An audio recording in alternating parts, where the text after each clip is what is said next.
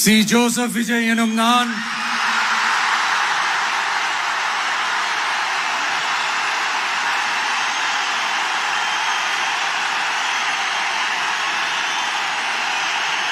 சட்டப்படி அமைக்கப்பெற்ற இந்திய அரசியல் அமைப்பின்பால் உண்மையான நம்பிக்கையும் மாறா பற்றும் கொண்டிருப்பேன் என்றும் இந்திய நாட்டின் ஒப்பில்லாத முழு முதல் ஆட்சியையும் ஒருமையையும் நிலை நிறுத்துவேன் என்றும் தமிழ்நாட்டு அரசின் முதலமைச்சராக உண்மையாகவும் உளச்சான்றின்படியும் என் கடமைகளை நிறைவேற்றுவேன் என்றும்